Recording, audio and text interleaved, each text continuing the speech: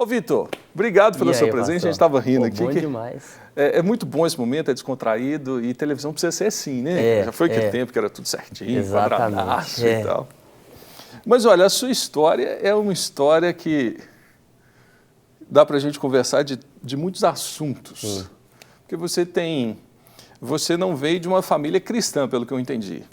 Não, meus pais não são evangélicos. Você é o primeiro, cristão da sua família? Primeiro cristão da minha família. Exatamente. Que revolução. Já veio assim de tudo. Eu acho que até, assim, né, eu vim de uma família, meu pai e minha mãe, que na minha casa não tinham vícios. Foi uma criação, assim, muito tranquila. Normal, como a gente diz, né? Especial, meus pais pautados em amor ao próximo, respeito. Deram uma boa educação. Sempre. Mas como eu estudava no colégio cristão, eu comecei a ter contato com o evangelho, né? O colégio cristão, colégio Batista, né? Que é contato com o evangelho. Tinha culto uma vez por semana. E os meus amigos, naturalmente, a maioria era evangélico. Então, quando surgia, vamos fazer alguma coisa, era aqueles convites. Vamos lá na minha igreja, vai ter um acampamento, vai ter um dia, assim. Então, eu fui me envolvendo naturalmente com esses meus amigos e na igreja. Até mesmo pela criação que meu pai e minha mãe me deram, eu nunca fui tipo de farra, assim, entendeu? De querer fazer loucura, de beber, eu nunca fui assim.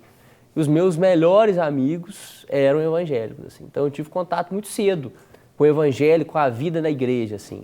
Que legal. Então, pelo contrário do que a gente vê muita gente reclamando, que uma série de decepções para você não teve, foram aprovações. Sim, você conheceu o lado natural. Exatamente. Você não deixaram você focar naquilo que é negativo. Exatamente, foi natural, porque às vezes, igual você falou, a gente vê muito essa conversão, assim, né? Diante de um problema, de uma necessidade, um desespero. Ou pelo amor ou pela dor. E tal. E foi até numa fase, 15, 16 anos, aquela fase que você tá bem assim, né? Querendo descobrir o que você gosta, o que você não gosta e tal. O interessante foi que naturalmente eu já me vi dentro da igreja, assim. Então eu não tive a fase de fazer coisa errada, de desviar, aquela desviada pesada, eu, graças a Deus, não tive. E foi natural, assim, né? Eu não tive um dia que eu falei assim... lógico que eu sei o dia que eu converti, que eu aceitei a mão, fui lá na frente, mas a minha conversão foi aquela conversão natural, aos poucos, cada dia eu fui entendendo mais, fui gostando mais, fui me envolvendo. À medida que eu fui crescendo, eu fui envolvendo junto, assim. Mas eu gosto desse termo, é progressiva. Nós desenvolvemos a cada dia a nossa fé em Cristo. Sim. E eu acredito que assim, a nossa salvação, ela se consolida em Cristo. Foi exatamente assim, Agora, você sempre foi muito intenso, pelo visto, na sua história, né, cara? Fui. Sem ninguém na sua família, sem nenhum contato. Você foi lá, converteu e de cabeça. Porque logo quando eu converti, eu já gostava de música. Então, hoje a gente sabe que o louvor é aquela coisa que atrai, né, muita gente. Então, eu estava convertendo. Você já tocava guitarra? Já tocava, mas assim, eu não tocava a ponto de já tocar na igreja. Eu brincava. Quando eu fui envolvendo na igreja, eu falei assim, velho, eu gosto de guitarra, gosto de violão, e eu fui tendo aula e tal, e eu era aquele, tipo assim, acabava o culto, você ia lá pra frente, pegava a guitarra pra ficar brincando, aquelas coisas, sonhando de que ia tocar. Tinha nenhum diácono pra mandar separar, não? Não, na época não, era livre. A gente ficava lá tocando e tal. Então, assim, eu fui envolvendo naturalmente. Na época, assim, né, o ministério que eu fazia parte, que a gente era uma banda, a gente vivia aquilo, cara. A gente saía do Colégio Batista, ficava o dia inteiro tocando, dia inteiro mesmo, assim, ficava na igreja até 10 horas da noite, chegava sábado na igreja 9 horas da manhã, ia embora 11 horas da noite, tocando, então eu sempre me envolvi muito forte, assim, muito forte, intenso, exatamente, porque a minha alegria era fazer isso, meu prazer era fazer isso, né? Só um parênteses aí, mas eu vejo que o que a igreja hoje, nós tivemos um tempo que a igreja não podia ter nada, só um órgão não era nem teclado, era um órgão mesmo de sopro, um instrumento todo diferente, só os coros, os hinos, nada contra. Mas a partir do momento que a igreja, vamos dizer assim, teve uma mente aberta e permitiu que a música entrasse na igreja, que tivesse bateria, violão, guitarra, contrabaixo, todos esses instrumentos, nós temos hoje uma qualidade musical.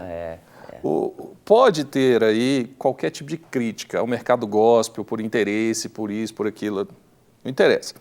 O que nós temos hoje, a realidade, é que o mercado gospel tem muito mais qualidade de letra e música do que o secular, né, cara? E tem alcançado junto essa qualidade de pessoas. Mas isso vem de onde? Vem das igrejas. Exatamente. Que incentivam. Põe a guitarra na mão do menino, deixa tocar na bateria, incentiva. Exatamente. Eu acho que até esse incentivo, quando a pessoa está na adolescência crescendo, porque ela vai ali, é uma fase, ela está junto com a igreja, vai amadurecendo com a igreja, com louvor e tal. E hoje a gente vê os maiores ministérios, assim, são pessoas que são muito novas também. Os líderes, os grandes líderes, né, de louvor e tal, tem pessoas de todas as idades, mas você vê os músicos hoje, a gente de toda idade. E é fato, é uma coisa que ajuda. A gente não pode colocar também que o cara tem que tocar para ele ir na igreja. Pô, isso é errado também, né? Ele não está ali na igreja só para tocar porque ele tem prazer. É um chamado de Deus, tem um propósito. Mas isso sim envolve a pessoa na igreja. Isso sim, né, dá a ideia de compromisso com a igreja, que é uma coisa que hoje, às vezes, eu vejo que pede lá na célula, por isso que eu sempre gostei muito de célula, porque a célula dá essa ideia de compromisso com as coisas de Deus. Logo no início aí da sua experiência, você se envolveu com células. Pô, não. Eu fiz escola de líderes alguns meses depois, uns 8 meses depois que eu converti, eu formei na escola de líderes e já comecei a abrir célula. Para menino de 15 anos, 14 anos, porque na época eu tinha 16, então eu dava célula para menino de 14 anos. Aquelas palavrinhas, água com açúcar, aquela coisinha, para brincar e tal, mas eu sempre fiz. Então eu cresci sempre tendo célula, participando e tendo célula. Assim. Hoje a gente entende, por exemplo, a nossa própria igreja entende que célula é uma forma de cuidado e pastoreio. Total. É impossível cuidar de inúmeras pessoas, a nossa igreja chegando a 60 mil membros, é impossível cuidar só do púlpito ou em visita. Impossível. Mas aí tivemos uma época que a célula foi criticada, alguns rejeitam, sempre tem as resistências. Sim. Mas você falando assim, não por estratégia, mas por paixão e por experiência. Exatamente. Célula é um caminho, né, Vitão? Total. Eu acho que a pegada é essa. Assim, eu acho que a célula também ela passou uma fase que ela foi muito engessada. Célula. Aí toda célula quase iguais, assim, era uma rodinha com um violãozinho. Uma cadeira vazia. Uma cadeira vazia, exatamente, né? Eu botava o número pela fé e tal, e foi. Só que isso, infelizmente, chegou num ponto, eu tenho 26 anos, vou falar aqui como o experiente, né? Mas é o que eu vivi, o que eu senti. Não, é interessante, você vai falar da sua geração. Talvez para uma pessoa hoje de 50, funcione assim, tudo certinho ali, tal. Exatamente, para uma nova geração, minha geração. Exatamente, aquela coisa que, e aí? Sabe assim, que te dá prazer, te dá vontade, te dá alegria de você chamar uma pessoa, empolgar. Um vendedor, ele só consegue vender quando ele mostra amor pelo produto. Esse é fato. A gente, às vezes, cristão, quer falar de um Deus, de Jesus, que a gente não vive. Vai lá na minha célula, que é boa pra caramba. Mas se o cara não gosta da célula, como é que ele vai chamar outra pessoa? Entendeu? Quer chamar pra igreja que ele faz, pro culto. Não dá. Então, acho que a célula passou essa fase. Quando foi começando a abrir, a voltar, assim, né? Legal, não precisa ser na igreja, não precisa ser só na casa, pode fazer na igreja antes do culto e tal. Foi voltando essa coisa essa liberdade. Isso aqui eu acho legal, a gente gosta de fazer nesse lugarzinho aqui embaixo. Então, isso eu acho que contribui para o compromisso das pessoas, entendeu? Na igreja, no corpo em si. A célula é aquele compromisso, igual você falou, de pastoreio, de acompanhamento. Porque se a pessoa não vai na célula, a gente tem hoje como sentir falta dela. Você falou, um pastor do púlpito, ele não consegue ver exatamente quem está lá. Por mais que ele conheça alguns, ele vai deixar passar. A célula, os pequenos grupos, é justamente isso. Como é que está a sua vida? O que está acontecendo, cara? Você não pôde ir, aconteceu alguma coisa? Não, estou tranquilo. Então vamos encontrar essa semana, vamos ver como é que está. Então isso reflete na igreja no final de semana, né? Reflete na vida do cara, esse acompanhamento das células. Mas aí a gente tem um paralelo. Você tem a sua paixão por célula, que você experimentou, cuidou de gente, evangelizou, cuidou de muitos jovens, adolescentes, deve ter muitos frutos por aí, talvez nem você saiba, né? Verdade. Que vai se multiplicando. E ao mesmo tempo você não parou, a sua carreira profissional continuou. Você foi bancário, vendedor, corretor de imóveis, até se tornar empresário. E hoje você administra 2 restaurantes que têm um giro altíssimo de pessoas. Graças a Deus, gira bem. Casou, né?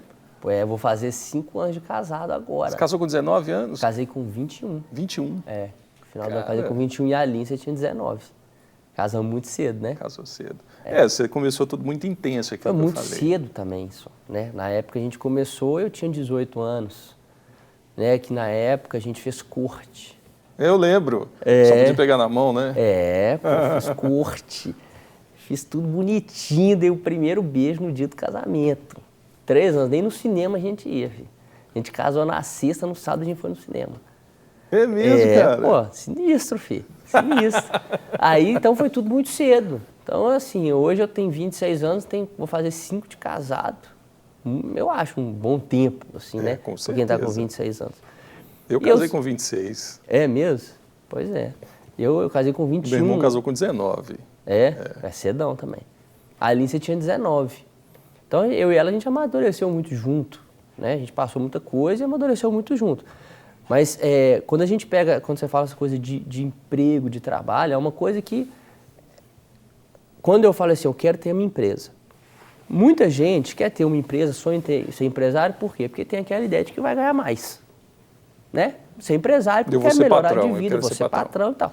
E não deixa de ser verdade. Quando você se torna empresário, você tem mais mobilidade de tempo, mais liberdade, né? Se quiser fazer suas coisas, você tem. O financeiro realmente é mais propenso a você ter um ganho maior, é fato. Não que seja sempre verdade, né? Porque a gente tem hoje muitos empresas que ganham muito bem também, sem risco. O empresário ele lida ali com risco, né? Tem que dar o retorno à empresa, porque senão não tem sentido existir. Mas eu sempre, como eu já era muito intenso, desde que eu era muito novinho, trabalhava no banco. Trabalhar no banco não é fácil, né? Eu fui caixa, depois eu virei subgerente na época. Com 19 anos eu virei subgerente, filho. Pensa isso, eu cara? Trabalhando no banco. Você se achava o cara? Não, eu... Não. É subgerente, porque, assim? Não, é porque eu era caixa. Aí todo mundo gostava de mim, vai. Inclusive era numa agência que é pé do lado da garagem. Hoje eu conheço todo mundo lá e tal. Eu virei subgerente, aí subia de andar, né? Até muitas vezes, às vezes eu encontro um monte de gente que lembra de mim quando eu trabalhava no banco. Ah, você me atendia. Você era assim, você é menino, cara, 19 menino, anos. Véio, 19 anos. Aí eu ficava lá, aí na época tava aquele lance quando apareceu as contas universitárias de banco. Você lembra? Há muito tempo, assim, começando. Então, como eu era novinho, eles me colocaram para gerenciar esse negócio de conta universitária. Aí na empresa que eu trabalhava, fizeram lá o estudo, eu era o subgerente mais novo que eles tinham, que tinha na empresa. Era o cara mais novo.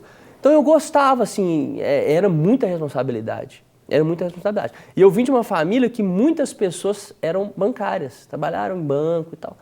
Era uma coisa também que eu sabia que eu não queria pra mim, assim, eu nunca senti paz. Eu gostava porque, me deu um currículo legal, eu trabalhava no banco. Estava com condição boa. Exatamente, mas eu sabia que não queria. Depois que eu estava 1 ano como subgerente, eu falei assim, velho, eu já estava, não quero isso, muito surgiu uma oportunidade de eu trabalhar numa empresa, né, de ser vendedor com um amigo meu, que ia ganhar mais ou menos a mesma coisa, então eu fui. Então, mesmo sendo bancário, depois vendedor, depois corretor, eu sempre fiz questão de preservar as coisas de não deixar de lado as coisas de Deus. De não deixar, né? Tipo Nisso assim, tudo aí você nunca deixou de lado o cuidado, o discipulado, o ministério, as células? Sempre vamos caminhando, seja com o ministério de louvor, seja com célula, vamos desembolando.